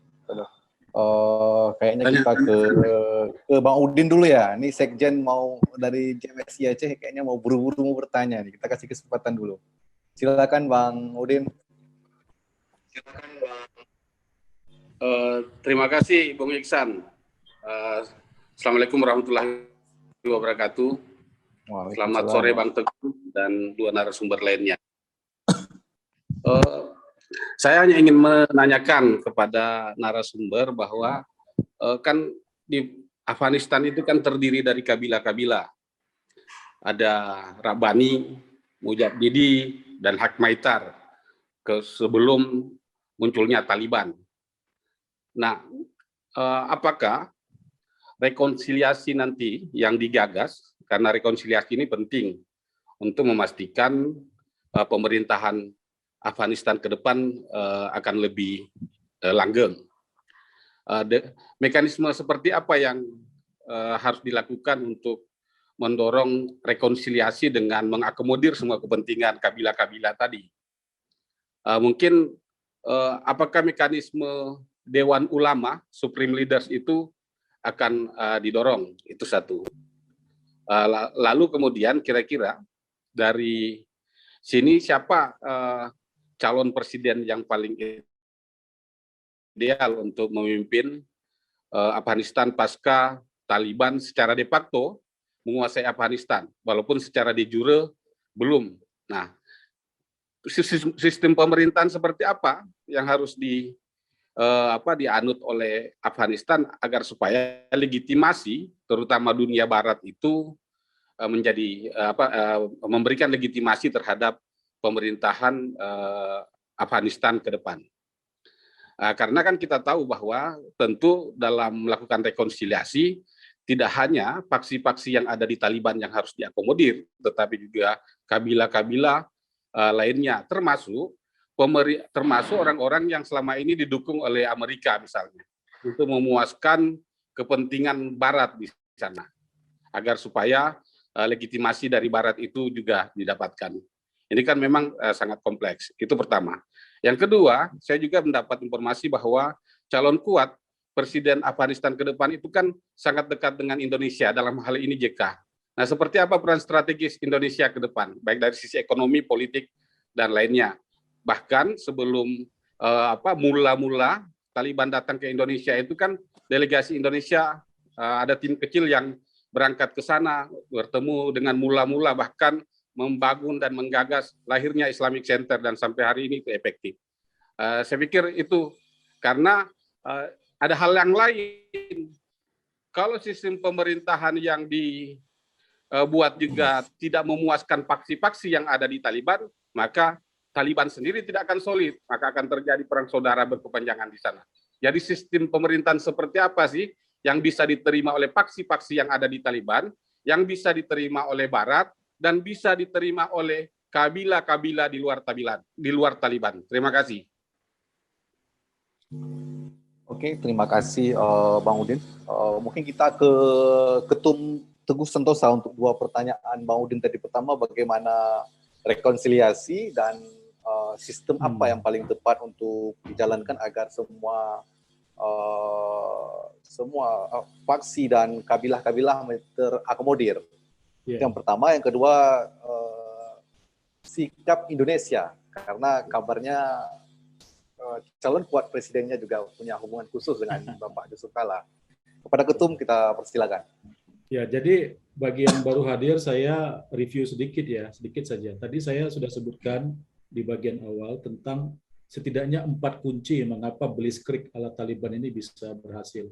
2 kunci itu adalah faktor eksternal. Yang pertama tentang pertarungan dua raksasa Cina melawan Amerika Serikat. Dalam hal ini saya garis bawahi tentang politik string of pearls, ya. Jadi kebijakan Cina untuk merangkul negara-negara di Asia Selatan yang sudah dilakukan sejak beberapa tahun belakangan ini dalam rangka mengalienasi India yang untuk waktu yang cukup lama dianggap sebagai kekuatan paling dominan di Asia Selatan. Itu faktor eksternal pertama. Faktor eksternal kedua adalah rencana Amerika Serikat untuk meninggalkan Afghanistan, yang ini sudah terjadi, disampaikan oleh Joe Biden dalam kampanye di Pilpres kemarin. Bahkan kalau kita mau mundur, Obama juga dia punya kebijakan luar negeri namanya pivotal policy, yaitu dia switching dari Timur Tengah ya ke Trans-Pasifik. Nah, itu ketika Obama baru berkuasa. Nah, kemudian ada 2 faktor internal yang penting di balik kemenangan Taliban yang cukup cepat ini. Yang pertama adalah fragmentasi elit, juga fragmentasi kohesivitas demografi di Afghanistan. Sudah diulas tadi dengan panjang lebar oleh Bang Ipung. Kemudian yang kedua adalah kepemimpinan nasional hasil Pilpres 2014 dan 2019 itu nyata-nyata tidak berakar, baik di masyarakat pemilih maupun di kalangan partai-partai. Saya sudah katakan tadi figurnya itu tokoh independen, bukan pemimpin suku, ya, dan kemudian tingkat partisipasi politik juga sangat-sangat rendah. Nah, sekarang sebetulnya apa bentuk yang akan bentuk pemerintahan yang sedang mereka bicarakan? Kita sudah mendapat dua sinyal, ya, bahwa Taliban hari ini tidak akan sama dengan Taliban di tahun 1996 ketika dia menang dalam perang saudara. Ya, mereka berjanji untuk membentuk pemerintahan inklusif. Janji itu disampaikan dalam pertemuan antara pimpinan-pimpinan Taliban di Kabul dengan mantan Presiden Hamid Karzai, juga kemudian Abdullah yang merupakan Ketua Dewan Rekonsiliasi Tertinggi, dan pemilik salah satu partai besar, Gulbuddin Hekmatyar, yang pernah jadi Perdana Menteri di masa-masa yang lalu. Nah, mereka ini yang sekarang memimpin pembicaraan dengan pihak Taliban. Dan Taliban juga belajar banyak. Kita lihat mereka kembali ke Kabul, masuk Istana Aqsa juga tidak ada pengerusakan. Bendera Republik Islam Afghanistan diturunkan dengan baik-baik, diganti dengan bendera Imarah misalnya. Ya, mereka hanya duduk-duduk saja di meja kerja Ashraf Ghani gitu. Yang pergi kan cuma Ashraf Ghani. Kenapa Ashraf Ghani pergi? Karena Ashraf Ghani sadar sekali dirinya tidak memiliki akar yang kuat dan dia takut kalau sesuatu yang buruk terjadi kepada dirinya. Dan ini sudah dia sampaikan dalam dalam video yang dia kirimkan, dia unggah di Facebooknya, dia katakan kalau saya bertahan menjadi presiden, maka saya akan digantung. Nah, berarti yang ada dalam bayangan dia adalah nasib seperti Saddam Hussein, seperti seperti Husni Mubarak, seperti Najibullah misalnya. Ini yang ada di bayangan dia. Nah, dia yang lari. Tetapi pemimpin atau pemimpin Afghanistan yang cukup berakal, mereka tetap bertahan. Kalau bicara tentang format pemerintahan, saya pikir begini, format pemerintahan itu satu hal, legitimasi atau pengakuan dari negara lain itu hal yang lain gitu ya. Saya ajak kita melihat satu negara yang saya rasa saya relatif kenal gitu ya, Korea Utara.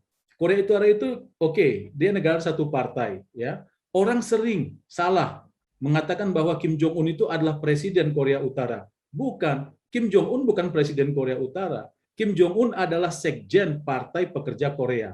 Nah, karena ini adalah negara satu partai, maka orang tertingginya adalah sekjen partai. Nah, apakah mereka punya presiden seperti yang kita maknai sebagai presiden, yaitu tokoh yang akan disambut sebagai kepala negara oleh negara lain? Ada, namanya Presiden Presidium Majelis Tertinggi Rakyat Korea. Nah, jadi kalaupun nanti misalnya Taliban mengadopsi model pemerintahan seperti itu, ada semacam partai tunggal, katakanlah namanya Taliban. Kemudian di dalam Taliban ini ada anatomi, ya, anatomi leadership, ya, kemudian anatomi eksekutif, ada juga anatomi yudikatif karena Korea Utara juga punya parlemen. Ya, ada juga anatomi, ada juga organ tubuh yudikatif karena Korea Utara juga punya lembaga peradilan, ya. Atau kalau kita mau lihat yang agak dekat di sebelah barat Afghanistan, Iran. Iran kan juga berbeda. Ya, ada pemimpin spiritual di situ. Ya, tetapi ada presiden yang dipilih langsung. Nah, yang disambut sebagai perwakilan kepala negara kalau melakukan kunjungan ke negara lain itu adalah presiden di sana itu. Sama seperti Korea Utara. Ya, yang disambut sebagai kepala negara itu adalah presiden presidium Majelis Tertinggi Rakyat Korea. Jadi menurut saya bentuk apapun yang diambil oleh pemerintahan baru di Afghanistan nanti yang sifatnya inklusif, ya, itu tidak akan berpengaruh terhadap legitimasi. Apalagi misalnya kita sudah sama-sama melihat bahwa dukungan dari negara-negara besar di dunia ini juga cukup signifikan ke Taliban, ya. Nah, sekarang coba kita lihat kasus Venezuela. Ya, Venezuela punya bentuk punya organ tubuh itu sama seperti organ tubuh pemerintahan di barat, di Amerika, di Eropa, ya. Ada presiden di situ, dipilih langsung, ya. Nah, tetapi kita lihat juga dia punya partisipasi politik juga nggak tinggi, walaupun tidak selemah yang dimiliki oleh Ashraf Ghani. Berapa banyak negara di muka bumi yang menerima Maduro sebagai presiden Venezuela? Sedikit, ya, sedikit. Saya memantau pemilihan presiden terakhir di Venezuela tahun 2018. Dianggap sebagai pemilihan presiden yang lucu-lucuan gitu. Tapi coba kita lihat sekarang, tokoh yang didorong-dorong Amerika Serikat untuk menjadi presiden bayangan di Venezuela, akhirnya kalah juga. Dan minggu lalu akhirnya Venezuela menandatangani perjanjian dengan oposisi di Meksiko. Nah, jadi maksud saya, pertanyaan tentang legitimasi satu pemerintahan di satu negara itu bisa berangsur-angsur hilang. Artinya penerimaan dunia internasional bisa terjadi manakala memang sistem pemerintahan yang dia bangun ini solid, ya. Solidnya itu seperti apa? Nah, kalau kita barangkali menganggap ini harus ada koalisi, ini harus ada begitu. Nah, mereka juga barangkali berpikir ke hal-hal seperti itu. Kita lihat Lebanon, ya. Lebanon ini 3 kelompok besar, ya, ada Sunni, ada Syiah, kemudian ada Kristen Maronit. Nah, mereka kemudian bikin konsensus siapa yang jadi presiden, siapa yang jadi perdana menteri, siapa yang jadi ketua parlemen. Konsensus ini mereka jaga, inilah power sharing-nya, kan gitu. Nah, bagaimana nanti dengan Afghanistan melihat kohesivitas demografisnya yang masih agak bermasalah menurut saya.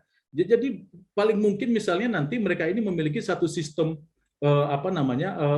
semacam federasi, ya, yang memberikan hak eksekutif yang cukup besar kepada kabilah-kabilah yang memang menguasai demografi tertentu, geografi tertentu, ya. Kalau mereka ini kan gampang, ya. Tadi Bang Ipung sudah sampaikan itu, ya, sudah sampaikan utara selatan, ya. Kalau Pashtun ini kan sederhana, Kandahar ke sebelah timur, ke arah Punjab, ke arah Pakistan. Nah, inilah dia wilayah Pashtun ini. Tradisinya berbeda nih, ya kan? Nah, yang utara ini yang tadi dipisahkan oleh Khyber Pass itu, oleh Salang Tunnel itu, nah itu yang tadi dikuasai oleh suku Uzbek, dikuasai oleh suku Tajik, dikuasai oleh suku Turkmenistan di sebelah barat, ya. Kemudian yang sebelah barat, nah ini Iran nih, ya. Di sini keturunan Parsi, juga banyak orang Syiah segala macam. Nah, kalau misalnya Afghanistan yang punya persoalan dengan kohesivitas sosial dipaksa untuk punya katakanlah unitarian system gitu, ya. Nah, ini persoalan. Nah, jadi dalam bayangan saya, kalau mereka mau langgeng, kalau mereka mau kuat, kalau mereka mau menyelesaikan pertanyaan dunia internasional tentang legitimasi, nah mereka sharing power-nya seperti itu. Harus ada bau-bau federalisme. Nah, kemudian pertanyaan kedua Bang Akhirudin tentang peran Indonesia. Tanggal 28 Februari tahun 2018, Wakil Presiden waktu itu Yusuf Kala diundang ke Kabul oleh Presiden Ashraf Ghani dalam sebuah konferensi, ya, yang cukup besar. Nah, di dalam konferensi itulah Ashraf Ghani untuk pertama kali mengundang Taliban bergabung dalam proses demokrasi di Afghanistan. Jadi ingat, maka tadi saya katakan, Blitzkrieg Taliban itu jadi sangat mudah, karena sebetulnya undangan dari rejim juga ada. Tanggal 28 Februari 2018. Taliban diundang untuk ikut dalam pemilihan anggota parlemen di tahun itu, di akhir tahun itu, ya. Tapi dengan syarat tidak melakukan kekerasan, akan diakui sebagai partai politik, bayangkan itu, ya kan? Jadi Ashraf Ghani juga sudah cukup percaya diri. Makanya kemudian ketika Ashraf Ghani di tahun 2019 terpilih sebagai presiden dengan mengalahkan Abdullah, dia berikan hak yang cukup besar kepada Abdullah untuk menjadi ketua Dewan Tertinggi Rekonsiliasi. Nah, Abdullah inilah yang kemudian memimpin delegasi Afghanistan ketika berbicara dengan Taliban di Qatar. Nah, itu sebabnya Abdullah dan juga Hamid Karzai menjadi orang yang paling bisa berkomunikasi dengan Taliban. Jadi ini bukan seperti petir di siang hari, ya. Ini prosesnya cukup panjang, dialognya cukup panjang.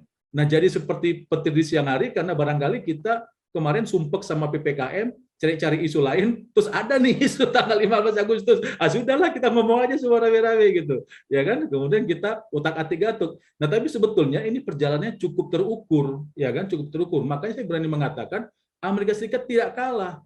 Ini tidak sama seperti Saigon 75. Ini sama sekali tidak sama. Karena kalau ini memang sudah menjadi politik, ya, oleh Partai Demokrat. Mereka kan coba siapa yang melakukan yang memimpin war on terror? Ini adalah rejim Partai Republik George Bush, sesuatu yang biasanya tidak terjadi karena Partai Republik di Amerika Serikat itu biasanya doktrinnya adalah Amerika for Americans gitu, ya. Jadi mereka lebih inward looking. Nah, kalau dia Partai Demokrat biasanya memang jualannya adalah demokrasi, ya, seperti misalnya tahun 99, ya. Tahun 99 zaman Bill Clinton, ya, kita punya jejak pendapat di Timor Leste gitu, ya, atau misalnya ya itu terjadinya di era ketika yang berkuasa di Amerika adalah Partai Demokrat. Republik biasanya mereka inward looking. Nah, tapi zaman George Bush itu karena ada pertanyaan terhadap legitimasi dia sebagai presiden pasca pemilihan presiden tahun 2000, dia kelihatannya merasa perlu untuk ya, bikin sebuah proyek besar, ya. Kita kan masih bertanya-tanya sampai sekarang, siapa sih sebetulnya pelaku penyerangan WTC di New York? Itu kan menjadi pertanyaan loh, ya. Bagaimana mungkin towernya, ini bagian kritis ya, bukan saya yang bertanya ini, tapi orang lain, saya kutip saja. Bagaimana mungkin 2 menara tinggi itu hancur, ya, tetapi kemudian bisa ditemukan di dalamnya, di antara puing-puing itu potongan paspor orang yang melakukan serangan teroris. Karena dari potongan paspor itulah kemudian ditelusuri, oh dia ini pernah sekolah penerbangan di sini, sekolah pilot di sini, segala macam. Ya, bayangkan itu, ya kan? Dan ngapain juga dia bawa paspor kalau dia memang mau meng-hijack pesawat dan seterusnya. Jadi untuk itu pun kalau kita mau bicara tentang apa dari perspektif di politik, masih banyak pertanyaan. Tetapi oke lah, kita masuk ke hari ini. Jadi Afghanistan hari ini menurut saya akan menawarkan, maksudnya bukan Afghanistan, tetapi perkembangan baru di Afghanistan hari ini akan menawarkan sebuah situasi yang disebut sebagai negative peace, artinya the absence of violence. Jangan membayangkan Amerika Serikat akan kembali untuk merebut, enggak, mereka mau meninggalkan Afghanistan. Saya cukup yakin Amerika Serikat sedang berusaha untuk menemukan waktu demi merefleksi semua kebijakan luar negeri mereka. Mereka hendak memperbaiki reputasi mereka yang dalam beberapa dekade ini menjadi penjahat perang. Ya, mereka datang dengan itikat baik, ini menurut mereka ya, ya kan? Ini menurut mereka. Mereka datang dengan itikat baik ya, tapi kemudian penerimaan tidak ketemu. Saya tidak tahu. Kawan-kawan kan mungkin pernah atau masih ingat teorinya Francis Fukuyama di End of History. Ya, dia mengatakan bahwa perang di muka bumi ini akan berakhir manakala semua negara di muka bumi menggunakan sistem demokrasi liberal seperti yang digunakan oleh negara-negara barat. Sejak itulah kemudian ada pikiran untuk menginstall demokrasi seperti yang mereka bayangkan demokrasi. Artinya apa? Pemilihan presidennya lewat pemilihan umum langsung, ada organ-organ dalam anatomi dalam tubuh politik seperti itu gitu ya. Jadi semuanya harus mirip. Nah, tapi bahkan Francis Fukuyama sekalipun sudah memahami bahwa pendekatannya itu keliru. Dia revisi itu dalam buku berikutnya, judulnya The Origin of Political Orders. Dia mengatakan, ya, upaya kita untuk menginstall sistem demokrasi liberal yang kita yakini ke negara-negara yang sebetulnya punya sistem sendiri, itu akan berakhir dengan kegagalan. Ya kan? Jadi saya pikir intelektual, pengambil-pengambil kebijakan Amerika Serikat pun relatif bisa menerima kalau misalnya Taliban atau negara mana di muka bumi menggunakan mereka punya cara sendiri, ya. Ya, Bung Karno mengatakan Indonesia ini adalah apa? Taman sari, ya kan? Taman sari yang banyak jenis bunga. Jadi indah dia karena banyak bunganya. Bayangkan kalau semua bunganya itu bunga anggrek satu warna, kan monoton. Nah, tetapi karena di situ ada anggrek, di situ ada belati, di situ ada macam-macam, ada segala macam lah ya. Jadinya jadi menarik. Nah, saya pikir ini kesempatan kita semua. Amerika Serikat sedang berefleksi ya. Kemudian kita orang Indonesia juga jangan baperan, ya enggak? Jangan menganggap bahwa misalnya wah ini Taliban nih menang nih. Maka ini jadi sesuatu yang menginspirasi kita untuk begini begitu. Jangan baperan ya kan, kata Bung Karno lagi nih, mohon maaf nih. Barangkali Bung Hendro agak kurang suka nih kalau saya bilang kata Bung Karno nih. Dia langsung gini-gini terus dia. Ya, dia bilang nature creates culture, ya kan, alam menciptakan budaya. Jadi begitu saja. Kita tidak bisa memaksakan apa yang kita yakini sebagai cara hidup kita ke orang-orang lain. Dalam hal ini kita bicara tentang Afghanistan, Taliban dan seterusnya. Mereka akan menemukan bentuk rekonsiliasinya. Menurut saya dan saya tidak akan pernah bicara dengan mereka. Mereka jadi negara yang mungkin tidak federasi istilahnya ya. Kita nggak tahu juga ya. Kalau sekarang kan mereka unitarian ya. Mereka memberikan otonomi. Kalau tidak, apa yang terjadi? Ya mungkin setelah negative peace beberapa waktu, kita akan menemukan Afghanistan yang kembali bergolak dan outputnya ini bisa seperti Sudan dan Sudan Selatan. Ya, Anda tahu Sudan dan Sudan Selatan akhirnya terbelah dua dan aktor yang terlibat dalam perpecahan itu juga namanya Republik Rakyat Cina, kan begitu. Nah, nanti kita belajar sedikit tentang bagaimana Sudan dan Sudan Selatan itu pecah. Sedikit berbeda kasusnya dengan Yaman dan Yaman Selatan. Nah, saya kira itu sedikit respon saya. Terima kasih. Terima kasih Ketua. Mungkin ini ada pertanyaan terakhir ya, karena waktu kita juga sangat terbatas. Ini dari Sarah Ermo ID. Saya bacakan pertanyaan, mungkin ini juga diarahkan ke Ketum ya, karena Ketum tadi sudah banyak menjelaskan strukturnya. Saat ini Wapres Amrullah Saleh yang menyatakan diri sebagai presiden sementara dengan berani menantang Taliban. Berbagai laporan muncul bahwa Amrullah Saleh membentuk front perlawanan untuk melawan Taliban. sebenarnya seberapa besar kekuatan Abdullah Saleh dan apakah perlawanan bisa menjadi perang saudara berkelanjutan? Gitu, Ketum. Dipersilakan. Mungkin bisa sekalian closing statement nih, Ketum. Oh, jadi memang di dalam konstitusi Republik Islam Afghanistan disebutkan dalam keadaan presiden berhalangan tetap, maka yang menggantikannya adalah first vice president. Nah, wakil presiden pertama itu memang Amarullah Saleh gitu ya. Nah, tetapi Amarullah Saleh ini kelihatannya ya dia punya obsesi seperti itu. Maka dia katakan di Twitternya, ya menurut konstitusi, saya juga baca di Twitternya tuh waktu dia deklarasi itu ya. Nah, tapi yang barangkali dia lupa adalah ini sudah revolusi, ya ini sudah revolusi yang artinya konstitusi yang lu pakai itu nggak ada gunanya gitu, nggak berlaku. Kita mau bikin sesuatu yang baru. Itu yang pertama. Nah, yang kedua, bahkan Ashraf Ghani saja tidak begitu populer dan tidak mengakar sesungguhnya, ya kan? Apalagi dia yang diajak oleh Ashraf Ghani untuk menjadi wakil presiden. Ya, jadi saya pikir dia masih dalam fase denial versi saya ya.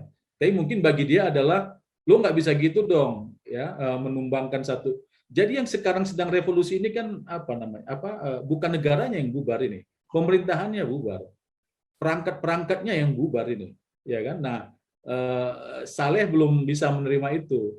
Apakah dia kuat? Tidak, karena yang dianggap sebagai figur yang mewakili Afghanistan itu ya tadi sudah saya sebutkan, ya Abdullah itu ketua partai politik juga yang dikalahkan itu. Hamid Karzai, kemudian Gulbuddin Hekmatyar, dia pernah jadi Perdana Menteri dan dia adalah calon presiden yang memperoleh suara terbanyak ketiga dalam Pilpres tahun 2009 yang lalu. Jadi Saleh ini ya dia merasa bahwa sesuatu dirampas darinya gitu, maka dia melakukan ini. Apakah itu kuat? Saya kira Saleh juga tidak bisa jadi kekuatan insurgensi ya, nggak bisa. Saya kira enggak. Dalam waktu yang cukup lama nanti kelihatannya orang akan melupakan dirinya gitu. Karena ketika Ashraf Ghani jadi presiden pun orang nyaris tidak pernah mendengar peranan politik ya, karena semuanya terpusat di Ashraf Ghani. Saya kira gitu. Oke, terima kasih Bang Teguh. Mungkin kita akan ke Bang Imam ya untuk closing statement karena diskusi kita juga akan berakhir sebentar lagi karena sudah pukul 15.55. Kita ke Bang Imam, bagaimana pandangan Abang terhadap Taliban dan Afghanistan ke depan? Dipersilakan Bang. Ya, saya kira apa yang disampaikan Bang Teguh itu juga menjadi gambaran saya sepertinya. Jadi semakin mengkonkretkan gambaran saya. Jadi saya kira apa yang disampaikan Bang Teguh tadi lebih make sense lah, lebih masuk akal. Seperti mungkin pemerintahan federal gitu kan, termasuk soal legitimasi internasional tadi itu lebih make sense. Itu memang anunya Bang Teguh lah, ruangannya Bang Teguh untuk menganalisis itu. Tapi poin yang perlu saya tekankan adalah bahwa apa yang terjadi di Afghanistan hari ini bukan persoalan global dalam tema-tema tertentu yang seperti dibilang Bang Teguh tadi.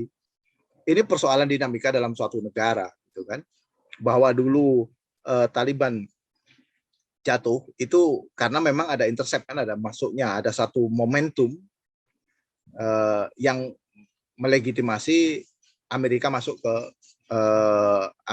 ke Afghanistan. Dan saya kira juga waktu itu seluruh negara di dunia juga setuju dengan ya walaupun ada berbeda pandangan tapi setujulah bahwa apapun ya kita akan melawan terorisme itu gitu loh.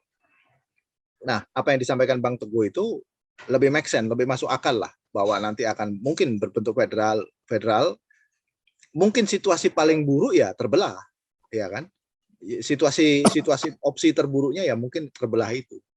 Karena mungkin suku-suku dan kabilah itu kan istilah yang saya gunakan saja itu untuk mempermudah penyebutan.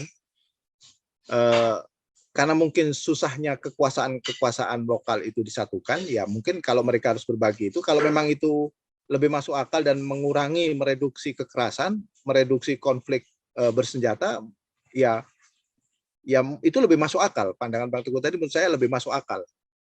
Jadi soal begitu juga Cina, ya saya kira juga masuk akal lah untuk ini. Jadi artinya gini, kesimpulannya menurut saya bahwa kita memandang Taliban ini sekarang memandang Taliban dan Afghanistan ini lebih multi perspektif lah, bahwa ini bukan soal isu yang universal gitu kan, tapi ada persoalan internal mereka yang justru mungkin harus kita dorong sebagai warga dunia untuk mendukung supaya mereka cepat pulih lah, kira-kira begitu. Kalau kita memberikan dukungan, ya dukungannya percepatlah itu proses kemakmuran kan begitu. Soal pilihan politik mereka, pilihan struktur, ya kita nggak bisa main judgement aja. Tapi yang jelas dua hal yang tertolak kan, bahwa mereka tidak bahwa mereka menolak intervensi, termasuk usulan dari organisasi transnasional yang mau menjadikan mereka pemerintahan seperti ini itu enggak. Mereka, saya kira saya lebih bersepakat dengan Bang Teguh. Mereka kan mempunyai formulasi sendiri. Mungkin nanti kita tunggu juga analisis selanjutnya Bang Teguh biar lebih dalam lah. Saya kira itu sajalah dari saya. Terima kasih. Assalamualaikum warahmatullahi wabarakatuh. Waalaikumsalam warahmatullahi wabarakatuh. Terima kasih Bang Imam ya telah memaparkan panjang lebar. Tadi juga ada Bang Teguh. Kayaknya Bang Akbar udah ini ya, udah cabut duluan ya karena ada kegiatan lain ya. Oke, mungkin itu aja. Terima kasih untuk kehadiran teman-teman semua. Sangat banyak ilmu yang bermanfaat tadi dari penyampaian beberapa narasumber, memperkaya literasi kita, memperkaya banyak ilmu, banyak hal baru. Bahkan saya juga termasuk menemukan hal baru seperti kata disampaikan oleh Ketum tadi, bahwa ini sebenarnya merupakan agenda politik, bukan kalah perang, tapi memang sudah waktunya cabut. Dan ini merupakan janji politik Joe Biden misalnya. Itu kan hal-hal baru yang kita dapatkan dalam diskusi pada siang pada hari ini. Oke, mungkin itu saja. Saya sebagai moderator menyampaikan maaf jika ada salah dan khilaf dalam penyampaian. Terima kasih banyak untuk kehadiran dan partisipasi teman-teman. Assalamualaikum warahmatullahi wabarakatuh.